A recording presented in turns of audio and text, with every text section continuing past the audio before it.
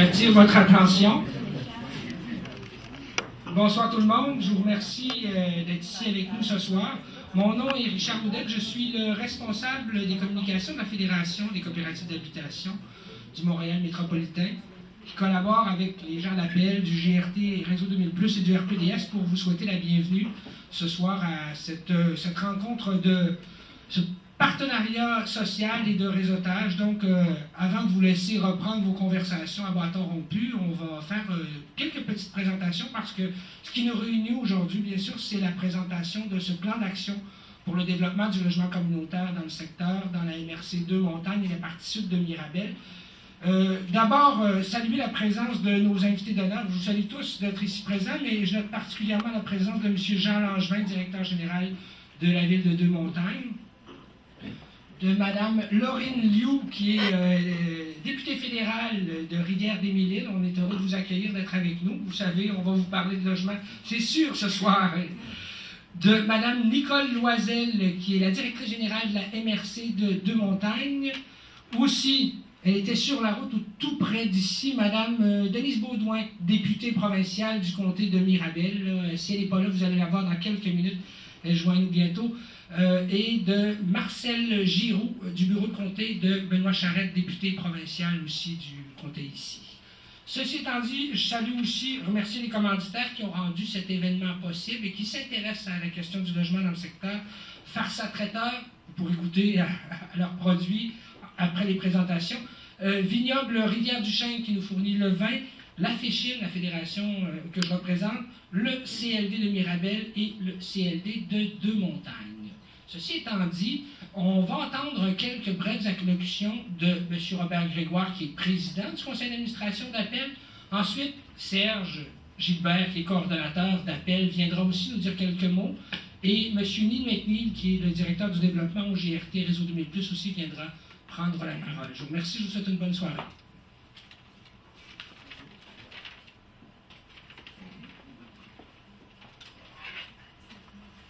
Bonsoir. Merci d'avoir répondu en grand nombre à notre invitation pour ce lancement du plan d'action de l'Association de promotion et d'éducation en logement. Je n'utiliserai pas le nom de l'organisme au nom, je vais me contenter de Appel, qui est moins long que défiler toute la... Donc, Appel est un organisme communautaire qui est né d'une démarche collective des organismes du milieu ici, où on s'est demandé c'est quoi le portrait des interventions qui se font sur notre territoire et est-ce qu'il y a des trous, est-ce qu'il y a des zones qui ne sont pas couvertes par les interventions des organismes de notre milieu. Et le logement est apparu comme étant une préoccupation portée par la plupart des organismes, une préoccupation parce que les gens qui fréquentaient les organismes avaient souvent des problèmes de logement. Logement qui coûte cher, logement des fois inadapté, des fois insalubre, manque de logement, donc difficulté à plusieurs niveaux. Et quand on a regardé ce qui se faisait comme intervention, on est en mesure de constater qu'il n'y avait aucun organisme sur le territoire qui s'occupait de logement et d'aider à régler ces problèmes de logement de façon spécifique. Alors, on a, suite à une journée d'études et des rencontres de comité, on a décidé de créer un organisme qui Appel et qui a une mission double. La première mission, c'est de promouvoir la construction, le développement de logements communautaires, de logements sociaux sur notre territoire. Parce qu'on constatait qu'il y avait plusieurs groupes qui avaient essayé de développer du logement communautaire, mais qui s'étaient butés à des difficultés au niveau du terrain, au niveau du financement, au niveau des zonages. Et donc, les difficultés étaient multiples et qu'il fallait que l'organisme ait comme une partie de sa mission pour aplanir ces obstacles-là vers la création, vers la réalisation de projets de logement communautaire. L'autre partie de la mission, c'est la défense des droits des gens qui éprouvent des problèmes de logement. Donc, les accompagner dans les démarches pour améliorer leur situation et faire reconnaître leurs droits et les accompagner dans les obligations qu'ils ont à remplir aussi comme locataires. Donc, aider les gens concrètement dans les démarches autour du logement. Concrètement, le plan d'action qu'on lance ce soir répond à un constat qui a été fait sur notre territoire qui manque de logements abordables pour les gens qui sont à revenus moyens ou faibles.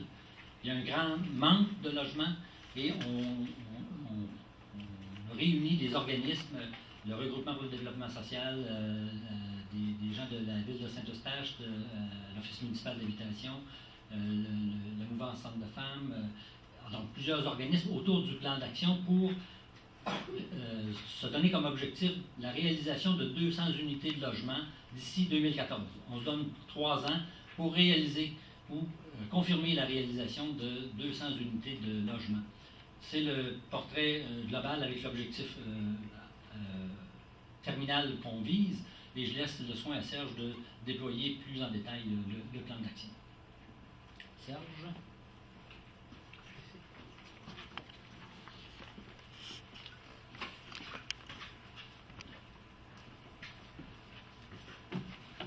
C'est à mon tour de vous dire bonsoir.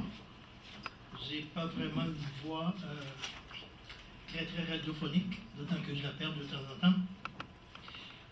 Je ne veux pas prendre trop de votre temps. Vous avez déjà en main le plan d'action, vous allez avoir l'occasion de le parcourir. Je voudrais juste souligner quelques éléments. Ce plan d'action, c'est le résultat d'une concertation qui s'est faite lors du colloque de 2010 pour le développement du logement communautaire dans notre territoire. C'est le fruit d'une collaboration entre différents organismes, donc entre le GRT Réseau 2000+, le C3S, l'OMH de Saint-Eustache, le RPDS et APEL. Ce plan d'action vise la construction, comme Robert l'a dit, d'ici 2014, donc on est sur un plan triennal, vise la construction de 200 nouveaux logements communautaires. Pour la réalisation de ces 200 nouveaux logements, nous allons avoir besoin de la collaboration de toutes les municipalités du territoire, parce que les problèmes qui ont été identifiés au niveau de la recherche-action concernent tout le territoire. Pour vous donner brièvement une petite idée, la recherche-action a procédé à quelques constats. Par exemple, de nombreuses familles de notre territoire vivent des problèmes d'abordabilité. Donc on parle de problèmes d'abordabilité selon les critères de la SCHL. Manque d'espace, logement trop cher, peu de revenus. Quelqu'un commence à avoir des problèmes d'abordabilité quand il consacre plus que 30% de ses revenus à se loger. Et dans le territoire, il y a des familles qui consacrent presque 70 à 75% de leurs revenus pour se loger. Autre constat, il y a de nombreux immeubles dans le territoire qui ont besoin de réparations urgentes. On a constaté une augmentation de familles monoparentales dont les chefs de famille sont une femme.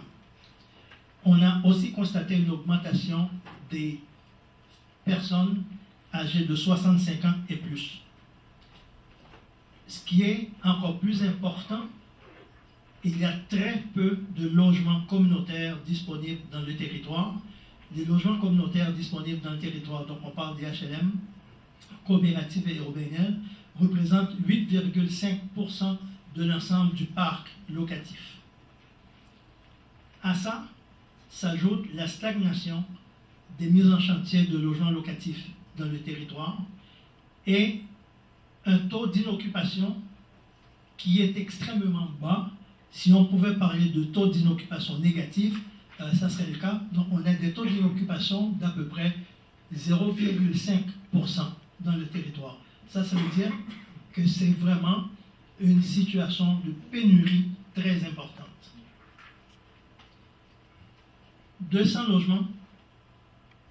nouveaux logements communautaires dans le territoire. Ces 200 logements représentent à peu près 15% des besoins réels. Les besoins réels se chiffrent à 3099 logements.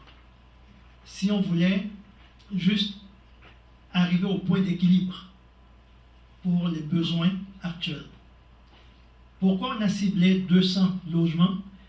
Le gouvernement du Québec, l'année dernière, dans son plan de lutte à la pauvreté, qui a changé de nom depuis, avait parlé de 3000 nouveaux logements pour le Québec.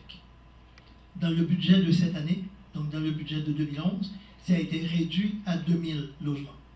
Or, si on garde en tête le chiffre de 3099 logements pour notre territoire, il fallait arriver à quelque chose qui commence à enlever de la pression sur la situation de pénurie.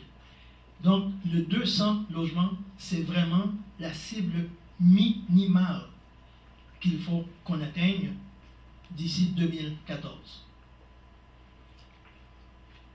Le plan d'action va travailler beaucoup avec les municipalités et le plan d'action va travailler sur certaines contraintes qui sont très importantes.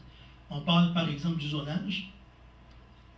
C'est beau, trouver un terrain, mais la plupart du temps, le zonage n'est pas conforme pour la construction de multilogements et pour la construction de logements communautaires.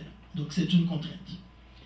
La disponibilité et le coût des terrains. Là, vous allez me permettre de retourner dans mon document. Il ne faut pas dire trop de bêtises. Une des contraintes, c'est le nombre de logements que la SHQ peut attribuer. Donc, on a tantôt parlé de 2000 logements pour cette année. Donc, ce sont les logements, et de ces 2000 logements, il y en a déjà beaucoup qui sont attribués. Donc, ça, c'est une contrainte avec laquelle il faut vivre. La décontamination des sols, qui est une contrainte. La planification de l'offre sur une base territoriale en fonction des besoins. Ça, c'est très long. Pour dire quoi? Dans le territoire, il y a des villes où il n'y a pratiquement plus de terrain qu'on peut construire. Si on prend Deux-Montagnes, par exemple, il n'y a pratiquement plus de terrain à Deux-Montagnes. Or, la population de Deux-Montagnes a des besoins de nouveaux logements communautaires. S'il n'y a pas de terrain à Deux-Montagnes pour les construire, il va falloir regarder ailleurs dans le territoire. Donc, il va falloir qu'on commence à penser non plus développement local, non plus développement municipal de nouveaux logements, mais il va falloir avoir une vision MRC. Donc, il va falloir avoir une vision vraiment beaucoup plus pour le territoire. Construire des maisons à Saint-Eustache, s'il y a des terrains disponibles à Saint-Eustache, pour que les gens de Deux-Montagnes viennent ici aussi. Construire à Oka, pour que les gens puissent avoir un logement, même s'ils sont obligés de quitter leur milieu d'origine. Il faut vraiment commencer à penser territoire. Et finalement, une contrainte, c'est la constitution de noyaux porteurs des projets de logement. Trouver un terrain, oui, mais le projet qui va aller avec ce terrain, ça prend un groupe pour le porter, ce projet-là. Et ça, c'est une contrainte. À côté de ces contraintes, il y a ce qu'on appelle les conditions critiques, entre autres la disponibilité et le coût des terrains. On trouve un terrain, le prix, on peut avoir un beau terrain, 1 200 000. Ça, c'est une condition critique. Le financement des terrains avant l'obtention des engagements financiers de l'État. Il faut trouver l'argent pour être capable de déposer une offre d'achat et être capable d'acheter ces terrains-là. La mobilisation citoyenne, ça aussi, c'est une condition critique. Tous les projets qui ont commencé déjà dans le passé, et même certains projets actuels, font face à un problème qui est le pas dans ma cour. Personne ne veut, à côté de chez eux, des logements pour des personnes handicapées, handicapées intellectuelles, handicapées physiques. Ils ont peur des ghettos. Ils ne veulent pas de HLM. Alors, la mobilisation citoyenne, c'est une condition critique, c'est-à-dire c'est quelque chose sur laquelle il va falloir travailler un petit peu plus. Et finalement, la contribution du milieu. La SCHL dit que c'est 15% qu'il faut que le milieu mette dans tout nouveau projet. Sauf que dans la réalité, c'est beaucoup plus que 15% qu'il faut que le milieu aille chercher. Ça, c'est une condition critique. À tout ça, il faut ajouter le fait que, au niveau du programme Accès Logis, parce que tous ces projets-là sont financés normalement par Accès Logis, il ne faut pas perdre de vue que le gouvernement, non, je ne ferai pas de politique, je veux juste dire, à chaque année, on a des inquiétudes pour le renouvellement du programme Accès Logis. Et actuellement, il y a une coalition qui est en train de travailler pour que le gouvernement annonce le retour du programme Accès Logis sur une période pluriannuelle sur 5 ans. C'est bien beau avoir des projets de nouveaux logements, mais si le financement n'est pas là, on ne va pas nulle part avec ça. Le plan d'action va commencer par faire appel aux municipalités, même si chacune des municipalités connaît exactement les problèmes de logement communautaire qu'il y a sur son territoire. Il faut rencontrer les maires pour essayer de leur faire prendre conscience de cette réalité-là et surtout vérifier avec eux autres comment ils se positionnent vis-à-vis un projet de logement communautaire dans leur territoire. Ensuite, il va falloir travailler avec la population pour qu'en 2014, on ait 200 logements construits ou à tout le moins déjà attribués par la SHQ. Le plan d'action est mené par et géré par une équipe multi dont font partie un membre du GRT Réseau 2000+, un membre du C3S, un membre du RPDS, 2 membres qui proviennent du collectif communautaire et 2 personnes qui viennent de Appel. Alors, on se souhaite à nous, et on se souhaite à nous, et on souhaite à la population du territoire qu'on puisse réaliser ce plan d'action d'ici 2014. Merci.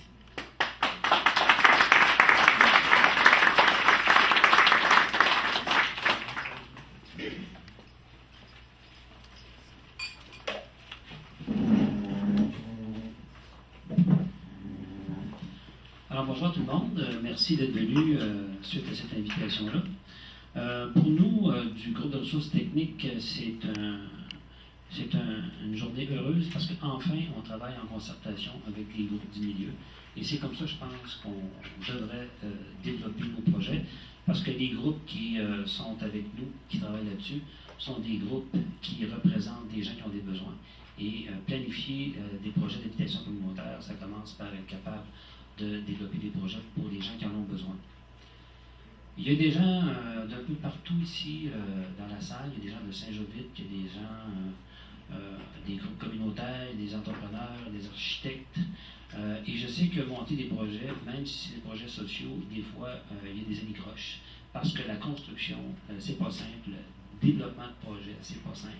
Il arrive parfois qu'on s'accroche et on se dit des choses et qu'à un moment donné, il faut passer par-dessus ça et prendre un verre ensemble et de dire, ben, dans le fond, notre objectif est bon et continuons donc jusqu'à la prochaine chicane. Alors, je ne serai pas long parce que je pense que l'important, c'est que vous développiez des contacts entre vous. Je voudrais juste mentionner ici que Réseau 2000+ a ses employés. Il y a Imelda Rojas, qui est en arrière, c'est elle. En arrière, il y a Andrés Vinavuela. Il y a aussi Abdelaziz Danoun qui est là-bas, qui peut répondre à toutes vos questions si vous en avez. Il y a aussi M. Jean-Maxime Nadeau, qui est d'Investissement Québec. Je sais qu'il y a beaucoup de groupes communautaires qu'on va rencontrer qui ont toutes sortes de projets pour justement avoir des bureaux, avoir des locaux pour leur groupe. Alors parfois, il peut y avoir des programmes. M. Nadeau peut les informer là-dessus. Il y a aussi M. Alain Godreau, qui est dans le fond, là-bas, à côté de la pancarte.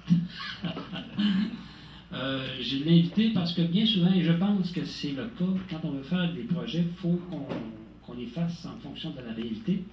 Et la réalité nous amène à faire des projets mixtes, c'est-à-dire qu'il faut faire des projets où il y a des OBNL, où il y a des coop d'habitation locative, et de plus en plus, on essaie de développer avec d'autres groupes, des groupes avec accès à la propriété. Alors, M. Godreau est un spécialiste en le domaine, et il fait toutes sortes de choses à part de ça. C'est un consultant. Alors, si vous avez des questions, si vous avez des idées, je pense qu'il peut répondre à vos questions là-dessus. Je voudrais aussi mentionner la présence de 2 membres du conseil d'administration du GRT, M. Bernard Croteau, qui est là-bas, cravate à pois, et Mme Ghislaine Pion. Ghislaine Pion, qui est en arrière, qui est avec nous. On la remercie beaucoup. Aussi, je voudrais marquer la présence de Mme Haïda Wallet, Haïdé Wallet, qui est de la Fédération des OBNL. Alors, je ne sais pas si j'oublie des gens. Alors, moi, je vous souhaite une très bonne soirée. Et oui. Est-ce que ce serait possible d'avoir des contacts que vous avez nommés disponibles sur le site Internet? Ça pourrait être aidant. Oui, on va rendre ça disponible, d'autant plus qu'il y a des lettres qui circulent pour envoyer à la Société d'habitation du Québec, au ministère, et aux villes pour la reconduction du programme Accès-Logis pour le prochain budget. Alors, c'est certain que votre réponse, on va y donner suite. Là-dessus, je vous souhaite une très bonne soirée et n'oubliez pas de manger avant de partir. Pas trop boire, même si j'ai bien du pain.